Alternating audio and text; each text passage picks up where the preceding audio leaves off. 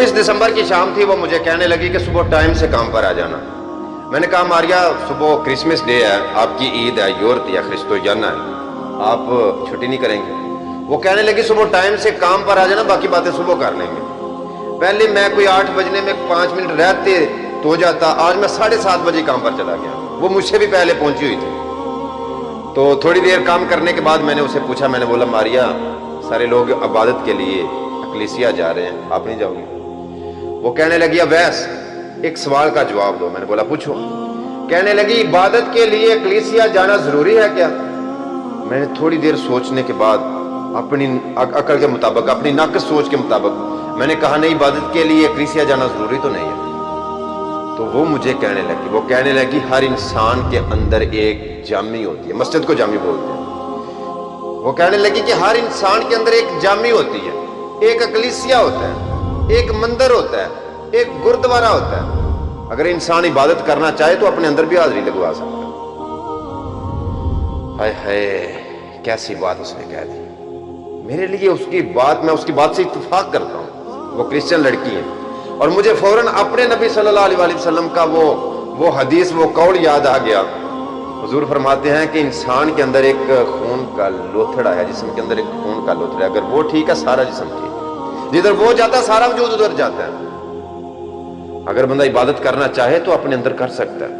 इबादत करने के बेशुमार तरीके हैं। मैं कहता हूं, मैं अवैस गुमन हाजिर दिमागी से ये बात कह रहा हूं पूरी जिम्मेदारी से, अगर बंदा इबादत करना चाहे रूढ़ी पर हो सकती है, रोड पर हो सकती है, लेकिन इसका मतलब ये नहीं कि आप मस्जिद में नहीं जाओ, आप कुरान नहीं पढ़ो, आप नमाज नहीं पढ़ो कि इबादत करनी है तो इधर हो सकती है।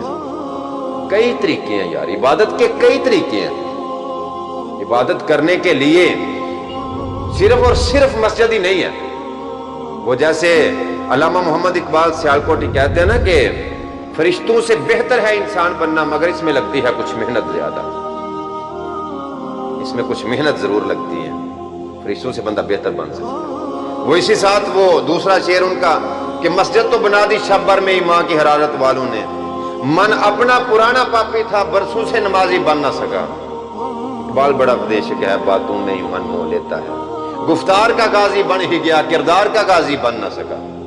हम बातें बड़ी बड़ी कर लेते हैं, बात करने में हम किसी को अपने साथ वो क्या कहते हैं कि कोई हमारा मुकाबला नहीं कर सकता, लेकिन जब अमल की बारी आती है तो हमारी भी ठुस हो जाती है।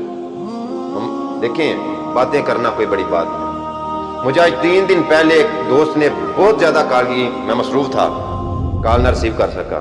उसने मुझे मैसेज करने शुरू कर दिए। मैंने कॉल रिसीव की, मैंने बोला कि बंदा मजबूर है, बार बार कॉल कर रहा है, इसकी कॉल रिसीव करते हैं। मैंने कॉल रिसीव की, वो मुझे कहने लगा कुमर साहब मैंने व्हाट्सएप पर एक वीडियो भेजी है, वो अपने पेज पर अपलोड कर देना। मैंने कहा यार मैं अभी मसरूफ हूँ, मैं फारग हुआ तो देखूंगा। उसने कहा लाजमी देखे और लाजमी वो वीडियो अपने पेज पर अपलोड करनी है। मैं आपको वो वीडियो, वो बात बताऊं तो आपकी आंखों में यकीनन आंसू आ जाएंगे। जब मैंने वो वीडियो चेक की तो उसने एक औरत की वीडियो बनाकर मुझे भेजी थी। वो उसमें क्या था बोला था, वो कह रही थी कि मेरी बेटी की शादी है, मेरे सर से मेरे खामंद का साया, बच्ची के बाप का साया कब का उठ गया है, यतीम बच्ची है, उसकी शादी है। वीडियो में, ये वीडियो मेरे पास अभी भी मेरे मोबाइल में, मेरी गैलरी में मौजूद है। वो रो रही थी, हाथ जोड़ रही थी कि मेरी हेल्प करें, बेटी की शादी के दिन करीब है और मेरे पास पैसे नहीं है, मेरी मदद करें। और जब वो जिस दोस्त ने मुझे कॉल की थी कि वो वीडियो अपलोड करना अपने पेज पर, मैंने सोचा ये टाइम तो इसका गुजर जाएगा, शादी तो हो जाएगी, इनकी मदद जितनी हो सके की जाएगी। लेकिन जहां इसकी बेटी की शादी होगी, अगले जब वो वीडियो देखेंगे, जाहिर है सोशल मीडिया हर किसी के पास ये वीडियो जाएगी, जब वो देखेंगे कि इन्होंने अपनी बेटी की शादी कैसे की है, किस तरह इमदाद हासिल की है, तो उनकी बेटी की अगले घर ससुराल में क्या इज्जत रहेगी। मैंने वो वीडियो देखकर मैंने बैक कॉल की उसको। मैंने कहा इन माँ जी का कोई हवाला तारख? उन्होंने कहा जी है, मुझसे जितनी इमदाद हो सकी मैंने की। आज तक मेरी बेशुमार तस्वीर, वीडियोस वगैरह वगैरह, कोई एक तस्वीर, कोई एक वीडियो ऐसी दिखा दे कि मैंने किसी की मदद की और वीडियो बनाकर मैंने सोशल मीडिया पर अपलोड की हो। کوئی تصویر نہیں آپ کو مل سکتی, کوئی ویڈیو آپ کو نہیں مل سکتی. یہ رمضان گزرا ہے, رمضان میں جتنا صدقہ خیرات کیا جا سکتا تھا کیا, جتنی مدد کسی کی جا سکتی ہے کریں, نمائش نہیں کریں.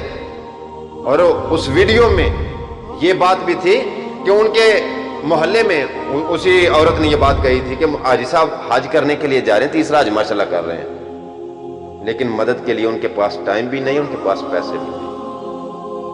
اتنے لوگ ہیں میلاد مصطفیٰ پر, جی فلاں نے اتنے گڈھے نکالے ہیں, جی فلاں نے جناب اتنی قربانیاں کی ہیں, جی عید پر بکرے کرو, بچڑے کرو, گائے کرو, بیل کرو, اونٹ کرو, دو کرو.